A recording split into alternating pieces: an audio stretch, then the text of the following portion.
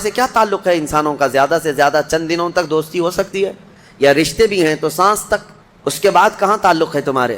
قیامت کے دن تو ماں بیٹے کو نہیں پہچانتی، بیٹا باپ کو نہیں پہچانتا، لیکن بندے اور خالق کا رشتہ تو ہمیشہ سے ہے اور ہمیشہ رہنے والا ہے۔ تم جب نہیں پیدا ہوئے تھے تب بھی تمہارا خالق اللہ ہی ہے، یعنی تمہیں نطفے سے لے کر کے یہاں تک لایا، یہاں بھی تمہارا خالق وہی ہے۔ قیامت کے دن جب وہ تمہیں دوبارہ اٹھائے گا تب بھی وہ تمہارا خالق ہے۔ خالق کا بندے سے رشتہ کبھی ختم نہیں ہوا۔ تو جو بندہ اپنے خالق کے ساتھ مکمل نہیں ہو سکا تو پھر وہ دوسرے کے ساتھ کیسے ہو سکتا ہے؟ دوسرے کے ساتھ اس کے کیا سلوک ہو سکتے ہیں؟ اسی لیے قرآن میں اللہ فرما رہا ہے، کیا تم یہ سوچ کر کے بیٹھے ہو کہ ہم نے تمہیں خالی پیدا کیا ہے اور کیا تم نہیں لوٹائے جاؤ گے ہماری طرف؟ لائے جاؤ گے، ہر ایک لوٹائے جائے گا، ہر ایک۔ ابھی چند دنوں پہلے کی ایک بات ہے، ایک چھوٹا سا رسالہ، ایک لٹریچر، جس نے اس سوال کا جواب حاصل کر لیا وہ معرفت کو پہنچ گیا۔ جو صحیح طریقے سے اس جواب کو پہنچ گیا وہ اللہ کی معرفت حاصل کر لے گا۔ اسی لیے میرے عزیزو، آگے رب تعالیٰ فرماتا ہے أَفَحَسِبْتُمْ أَنَّمَا خَلَقْنَاكُمْ عَبَثًا أَفَحَسِبْتُمْ أَنَّمَا خَلَقْنَاكُمْ عَبَثًا وَأَنَّكُمْ إِلَيْنَا لَا تُرْجَعُونَ۔ حضرت موسیٰ علیہ السلام کے متعلق ایک بات ملتی ہے۔ ایک چھپکلی تھی، دیوار پر چل رہی تھی۔ موسیٰ علیہ السلام نے پوچھا، مولا اس کا کیا کام ہے؟ اس کا کیا کام ہے؟ یہ کیوں پیدا ہوئی ہے چھپکلی کا؟ ضروری نہیں کہ ہر ایک کی حکمت آپ کو معلوم ہو، کون دنیا میں کیوں آیا۔ اللہ نے کوئی بھی چیز بغیر فائدے کے نہیں پیدا کی۔ رب تبارک و تعالیٰ نے ارشاد فرمایا، موسیٰ تھوڑی دیر پہلے چھپکلی نے مجھ سے پوچھا کہ موسیٰ کو مولا تو نے کیوں پیدا کیا؟ حضرت موسیٰ علیہ السلام کا کیا کیا کام ہے؟ یہ ضروری نہیں کہ مخلوقات کو ایک دوسرے کی حکمتیں معلوم ہوں، ضروری نہیں ہے، لیکن اللہ تعالیٰ عبث بغیر کسی وجہ کے محض کسی کو نہیں پیدا کیا۔ بس اپنے مقصد زندگی کو سمجھو اور فالتو اپنی زندگی کو ضائع مت کرو۔ جو لوگ بیٹھے اسی طرح سے اپنی زندگی کو ضائع کر رہے ہیں، ان نوجوانوں کو ایک دن احساس ہو جائے گا کتنی قیمتی چیز دنیا میں ضائع کر دیا انہوں نے، کتنی قیمتی چیز۔ کروڑوں کا معجون ملا کر کے بھی بڑھاپے کو جوان کر کے دکھا دو۔ یہ گیا وقت پھر ہاتھ آتا نہیں، سدا دور دورہ دکھاتا نہیں۔ آپ جس طرح سے تیزی سے اس دنیا کو کاٹتے ہوئے جا رہے ہیں، میاں ہم تو منٹ منٹ گن رہے ہیں۔ آج دیکھیں ہم 15 تراویح پڑھ چکے ہیں الحمدللہ۔ ابھی تو ہم چاند کے انتظار میں تھے۔ یوں ہی وقت آئے گا، اللہ آپ کو سلامت رکھے، ہماری زندگی کا بھروسہ نہیں، اگلا رمضان بھی پھر آپ بیٹھیں گے۔ بہت تیزی سے آپ کی زندگیاں گزرتی جا رہی ہیں، اور اچانک ایک دن اعلان ہو جائے گا فلاں کا بیٹا انتقال کر چکا، جنازے میں حاضر ہو جاؤ۔ یہی زندگی ہے۔ اسی لیے عبث اپنی زندگی کو ضائع نہ کریں۔ جو زندگی کے لمحات ہیں ان میں کچھ نہ کچھ انویسٹ کر دو تاکہ قیامت کے دن شرمندہ ہونا نہ پڑے، ذلیل ہونا نہ پڑے، رسوا ہونا نہ پڑے۔ بہرحال دوسری سورہ ہم نے جو تلاوت کی سورۃ النور، سورہ نور ہے، اس میں احکام بہت سارے آئے ہیں۔ اس کی شروعات جو ہے وہی بہت ایک سخت ترین گناہ اسلام میں اس کے مذمت میں آئی، زنا۔ اللہ نے قرآن میں جگہ جگہ فرمایا وَلَا تَقْرَبُوا الزِّنَا إِنَّهُ كَانَ فَاحِشَةً وَسَاءَ سَبِيلًا۔ زنا کے قریب بھی مت جانا۔ اللہ فرماتا بے شک وہ سب سے بری چیز ہے اور سب سے برا راستہ ہے۔ نبی کریم صلی اللہ علیہ وسلم نے فرمایا کہ جب مومن کوئی مسلمان زنا کر رہا ہو تو ایمان کی حالت میں وہ زنا کر ہی نہیں سکتا۔ یہ بات یاد رکھ لو آپ، ایمان کی حالت میں کوئی زنا نہیں کر سکتا۔ فرمایا گیا جب زنا کر رہا ہو تو اس کا ایمان اٹھا لیا جاتا ہے۔ ایمان اس کے ساتھ نہیں ہوتا، ایمان اٹھا لیا جاتا ہے۔ ایمان اور زنا جمع ہو ہی نہیں سکتے ایک انسان کے اندر۔ یہ بہت سخت وعید ہے میرے آقا صلی اللہ علیہ وسلم کی حدیث پاک میں۔ ایمان کی حالت میں زنا نہیں ہوتا، اور جب زنا کر رہا ہوتا ہے تو ایمان نکال لیا جاتا ہے، وہ معلق ہوتا ہے، آسمانوں پر لٹکا ہوتا ہے۔ اس زنا کی حالت میں اس کے ساتھ ایمان نہیں ہوتا۔ اب جو آیتیں آئی ہیں اللہ فرماتا ہے الزانیۃ والزانی فاجلدوا کل واحد منہما 100 جلدہ۔ زنا کرنے والے مرد اور زنا کرنے والی عورت کو 100 کوڑے مارو۔ یہ ان کے لیے ہے جو غیر شادی شدہ ہے، اور جو شادی شدہ ہیں ان کے لیے رجم ہے۔ رجم کا مطلب ہے پتھروں سے اتنا مارو کہ وہ ختم ہو جائے، ان کی موت تک انہیں سنگسار کرنا ہوگا۔ نرمی مت کرنا ایسے اگر کسی کے ساتھ ہو گیا ہے تو۔ ان کنتم تؤمنون باللہ والیوم الاخر، اللہ فرما رہا ہے اگر تم اللہ اور آخرت پر ایمان رکھتے ہو تو ذرا برابر بھی نرمی نہ لینا اس پر۔ وہ اور دوسرا ایک اور سخت حکم یہ ہے وَلْيَشْهَدْ عَذَابَهُمَا طَائِفَةٌ مِّنَ الْمُؤْمِنِينَ، زانی اور زانیہ کو چپکے سے کہیں سزا مت دے دینا، بلکہ اللہ فرما رہا ہے ان دونوں کے عذاب پر پورے مومنوں کو گواہ بناؤ، سب کے سامنے ان کی سزا ہو۔ آپ کو پتہ ہے نبی پاک صلی اللہ تعالیٰ علیہ وسلم کے صحابہ میں حضرت ماعز اسلمی کا نام ملتا ہے، ایک صحابی تھے. یہ ایک دن روتے ہوئے بارگاہ رسالت میں آپ صلی اللہ علیہ وسلم میں آئے. کہا آقا مجھ سے گناہ ہو گیا ہے. حضور نے فرمایا کیا ہوا؟ کہا کہ میں بتا نہیں سکتا. حضور نے پھر پوچھا بتاؤ تو صحیح کیا ہوا ہے؟ کہا بولتا ہوں تو منہ کو کلیجہ آ جاتا ہے، کلیجہ منہ کو آ جائے اس طرح کی چیز ہے میں نہیں کہہ سکتا. حضور نے فرمایا بتاؤ ماعز تمہارے لیے ہم ذریعے حل تلاش کر کے بتا دیں. انہوں نے کہا یا رسول اللہ مجھ سے زنا ہو گیا ہے. اتنا کہنا تھا نبی پاک صلی اللہ علیہ وسلم نے اپنا چہرہ پھیر لیا. صحابی ہیں حضور کی. خطا ہو گئی میرے آقا لیکن آیا ہوں آپ کے دربار میں. جب حضور نے اپنا چہرہ پھیر لیا اب بچا کیا تھا؟ اب وہ رونے گڑ گڑانے لگے، قدموں میں گر گئے. اتنا روتے رہے اتنا روتے رہے. اسی کو شاید امام اہل سنت فاضل بریلوی نے ترجمانی میں اشعار میں یوں کہا ہے یا رسول اللہ تجھ سے جو منہ چھپاؤں تو کروں کس کے سامنے؟ کیا اور کسی سے توقع نظر کی ہے؟ بد ہیں تو آپ کے، بھلے ہیں تو آپ کے، ٹکڑوں پہ یہیں کے پلے ہیں، رخ کدھر کریں؟ نبی پاک صلی اللہ تعالیٰ علیہ وسلم نے پھر ان کو اٹھایا اور پوچھا بتاؤ ہوش میں ہو، ہوش و حواس میں کہہ رہے ہو؟ حضور نے جب پوچھا کہا ہاں میں ہوش و حواس میں کہہ رہا ہوں. کہا تمہیں کوئی بیماری، کوئی غشی، کوئی نشہ تو نہیں؟ کہا نہیں میں ہوش و حواس میں کہہ رہا ہوں. 3 مرتبہ جب پوچھا تو انہوں نے اقرار کیا. صحابہ سے میرے آقا نے فرمایا دیکھو ماعز اقراری مجرم ہے، اسلام میں سزا ہے، یہ شادی شدہ ہے، لے جاؤ اس کو سنسار کر دو، سنسار کرو. خود میرے آقا صلی اللہ علیہ وسلم سزا میں تو نہیں گئے، صحابہ کے حوالے کر دیا. اب وہ مدینے میں ایک پہاڑی ہے جبل انم، وہاں پر لے جایا گیا اور پہاڑ کے اوپر سے ماعز اسلمی کو ڈھکیل دیا گیا. وہ لڑکتے ہوئے نیچے آئے. تھوڑا سا بہت اونچی پہاڑی نہیں ہے، وہ چھوٹی پہاڑی ہے. پھر وہاں سے جتنے صحابہ تھے ان سب نے پتھر مارنا شروع کیا اور سب اتنے پتھر برسائے گئے تھے کہ ماعز اسلمی کی روح نکل گئی، انتقال ہو گیا، زخمی حالت میں تھے. جب واپس آئے میرے آقا صلی اللہ علیہ وسلم غمگین تھے.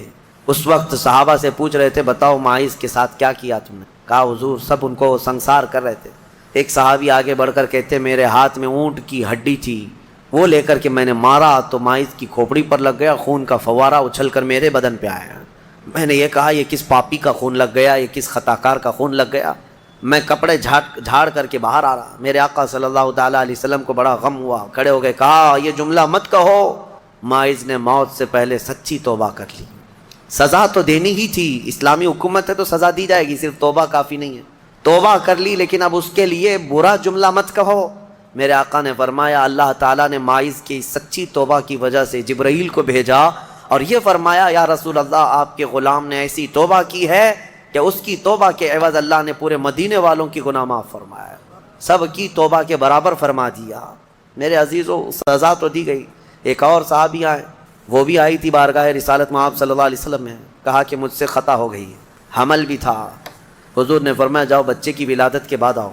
بچہ پیدا ہو گیا، وہ بچہ کو 1 دن 2 دن کا بچہ تھا، وہ لے کر کے حاضر ہو گئی، کہا مجھے پاک کر دیجئے، مجھے پاک کر دیجئے.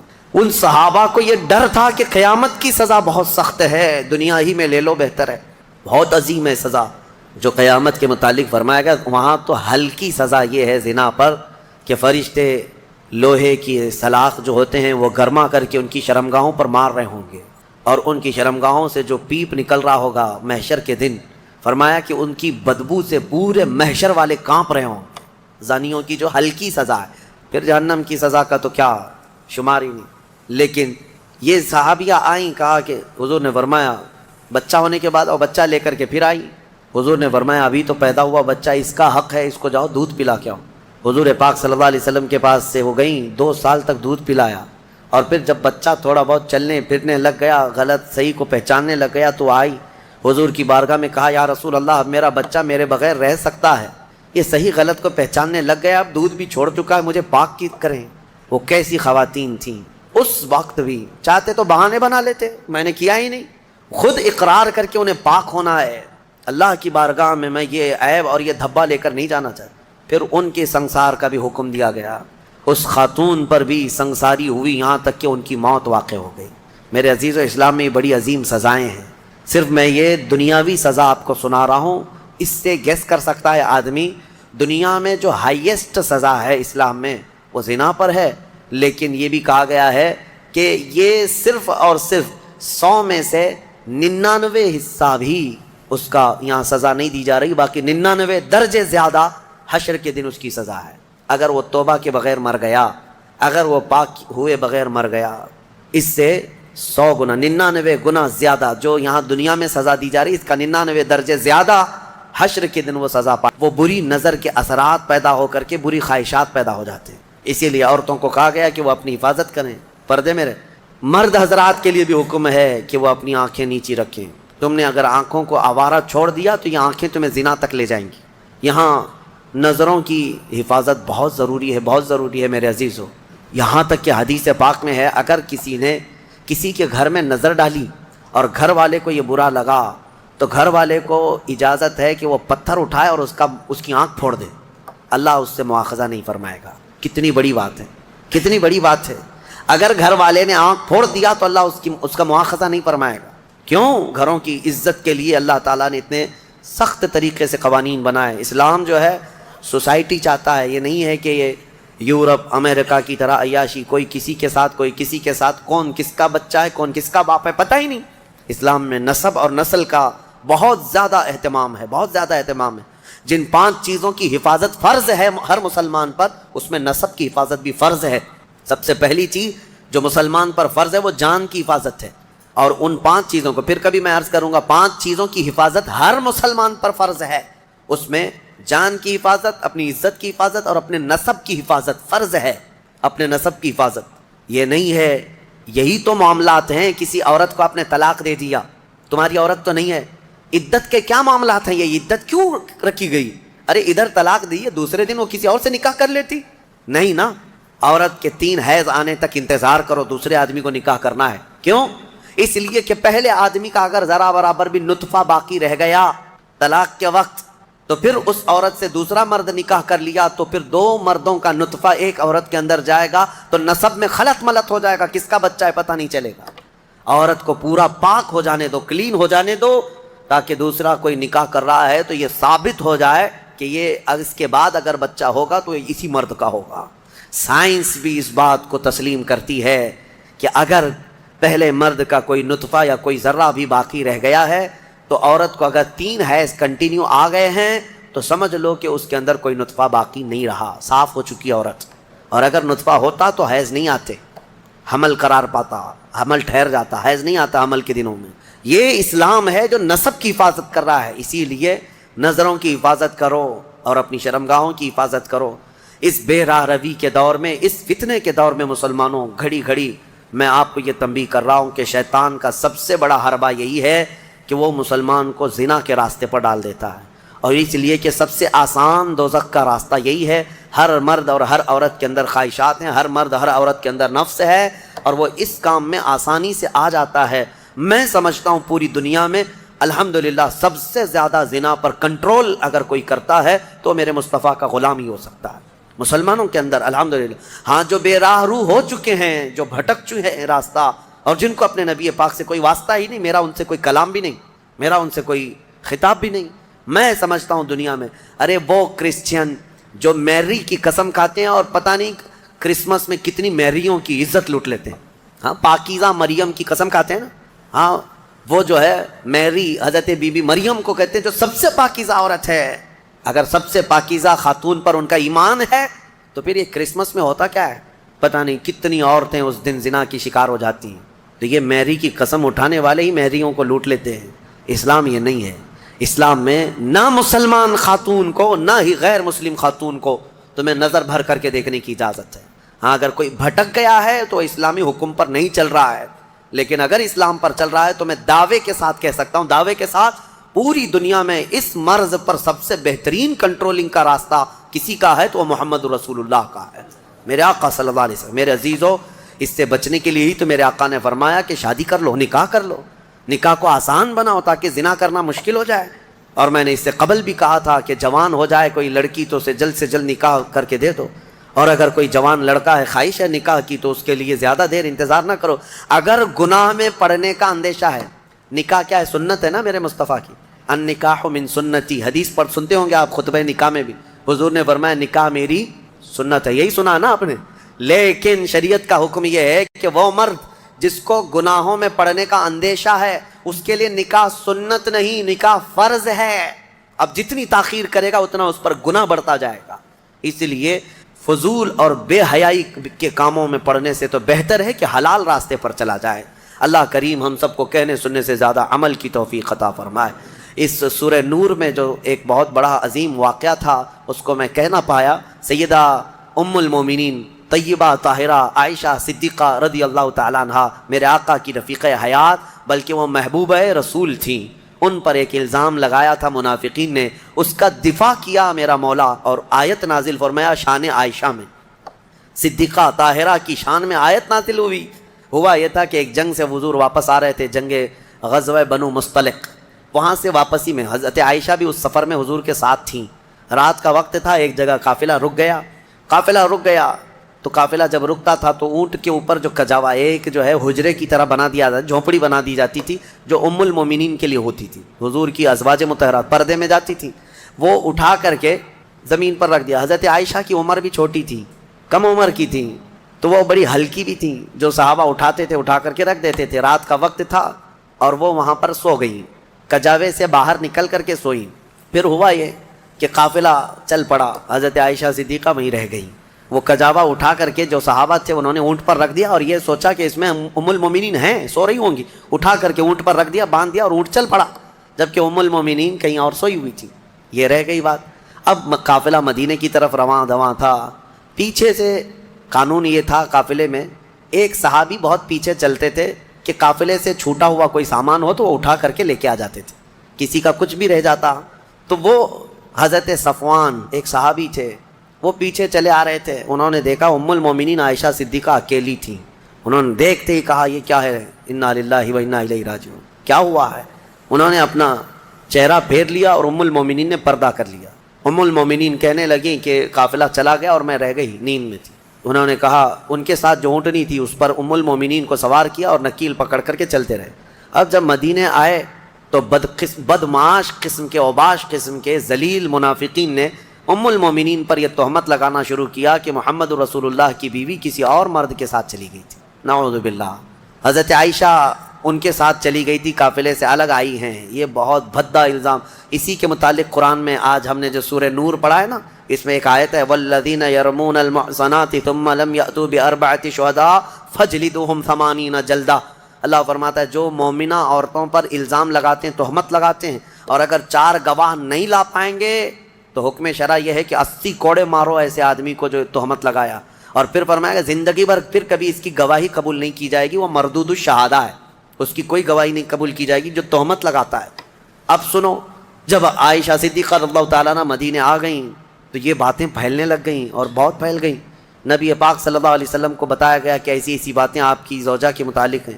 حضور پاک صلی اللہ علیہ وسلم حضرت عائشہ کے پاس آئے، پوچھے عائشہ یہ کیا میں سن رہا ہوں؟ حضرت عائشہ صدیقہ رضی اللہ تعالیٰ عنہ رونے لگ گئیں، بڑا پیار کرتے تھے میرے آقا ان سے اور وہ بھی بہت محبت کرتی تھی۔ حضور پاک صلی اللہ علیہ وسلم نے پھر ہوا یہ کہ حضرت عائشہ سے بات کرنا بھی چھوڑ دیا حضور نے، کہ میں اس وقت تک انتظار کروں گا جب اللہ تعالیٰ کا حکم آ جائے۔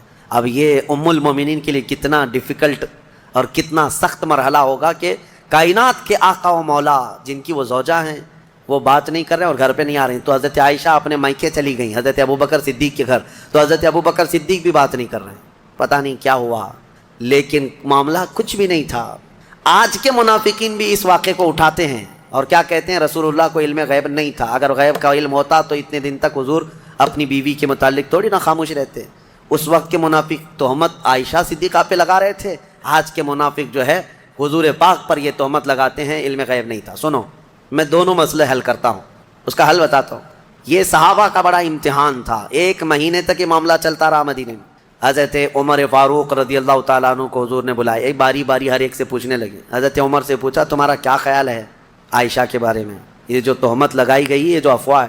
حضرت عمر نے کیا ایمان کا جواب دیا، کہتے ہیں یا رسول اللہ صلی اللہ علیہ وسلم، رب ذوالجلال آپ کے جسم پر مکھی بیٹھنے نہیں دیتا، اگر عائشہ ناپاک ہوتی تو آپ کے گھر کے لیے کیسے قبول کر۔ اور تقریباً 40 سال ان کی عبادت کے ایسے گزرے ہیں کہ ایک انگور کے دانے سے سحری کرتے تھے اور آدھے گلاس پانی سے افطاری کر لیا کرتے تھے۔ یہ غوث پاک کی عبادات اور مجاہدات، اتنے سالوں کے بعد اگر کوئی کہے ان کو تو بات تو ایسی لگتی ہے نا کہ شاید دماغ میں یہ بات آ جائے، ہاں اتنے سالوں کی عبادت ہوئی، بادل کے ٹکڑے سے آواز آئے کہ عبد القادر میں نے سارے حرام حلال کر دیے تم پر اور نمازیں معاف کر دی، لیکن وہ ایسے ویسے لوگوں کی صحبت پائے ہوئے اور موسمی طریقوں کے ولی نہیں تھے۔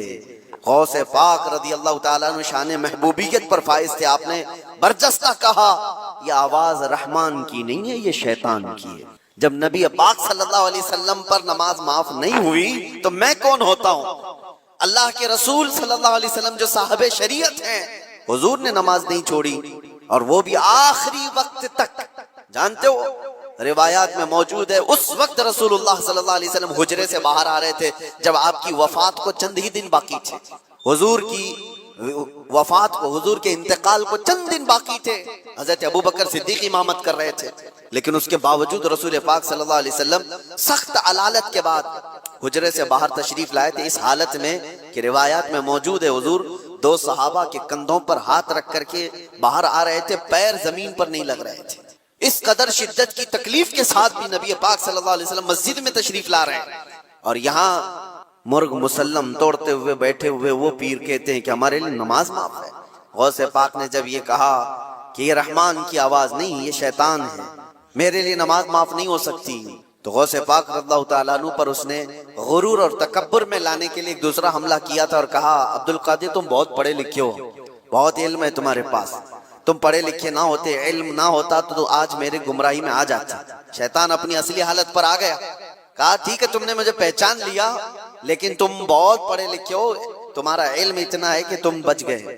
غوث پاک نے کہا تو دوسرا حملہ کر رہا ہے مجھ پر، میرے علم نے نہیں بچایا، مجھے رب کے فضل نے بچایا. یہاں پر بھی آدمی بہک سکتا ہے اگر ہاں کہہ دیا کہ ہاں میں تو پڑھا لکھا ہوں، میں بہت علم والا ہوں. اسی لیے بہت سارے علم والے بھی بھسم ہو گئے، علم والے بھی بہک گئے. علم کے ساتھ رب کا فضل ہے تو پھر وہ بچ جاتا ہے. میرے عزیزو، عرض یہ کرنا ہے کہ حضور پاک صلی اللہ علیہ وسلم کی شریعت کو چھوڑ کر کے کوئی ولی نہیں ہو سکتا. غوث پاک رضی اللہ تعالیٰ عنہ کی 11ویں کرنے والے، نیاز کرنے والے سب سے میرا ایک ہی کہنا ہے اور سب کے لیے ایک میسج ہے کہ تمہاری 11ویں، تمہارے کچڑے، تمہارے نیاز یہ فرض نہیں نہ ہی واجب ہیں، مستحب کے درجے میں آ سکتے ہیں، لیکن فجر کی نماز سے لے کر عشاء کی نماز تک فرض یہ تمہارے اوپر ایسا ضروری ہے کہ اس چیز کے لیے کوئی معافی نہیں ہے. 1 سال تم نے دیگ نہیں بنائی، نیاز نہیں کی تو قیامت کے دن نہیں پوچھا جائے گا کہ تم غوث پاک کی فاتحہ کرتے تھے کہ نہیں کرتے تھے. یہ سوال نہیں ہوگا، لیکن یہ سوال ضرور ہوگا کہ فجر میں اٹھے کیوں نہیں تھے. یہ سوال ضرور ہوگا اتنی نمازیں قضا کیوں ہوئی تم سے. میرے عزیزو، نوافل اور مستحبات میں پڑی ہوئی یہ امت، میں منع نہیں کرتا، آپ شوق سے، ہم بھی کرتے ہیں غوث پاک رضی اللہ تعالیٰ عنہ کے دربار میں ایصال ثواب کے لیے، مرحومین کے لیے ہم نیاز، فاتحہ ساری چیزیں کرتے ہیں، لیکن اس کا مطلب یہ نہیں ہے کہ کل وہی ہے اور اللہ تبارک و تعالیٰ کی یہ عبادتیں کچھ معنی نہیں رکھتی. نماز نہیں ہے، قرآن نہیں ہے. عزیزان گرامی، میں ان لوگوں سے پوچھتا ہوں جو 2-2 3-3 گھنٹے قوالیوں پر رقص کرتے ہیں، قرآن کی ایک سورہ بھی تو سن کے دکھاؤ. وہ رب کا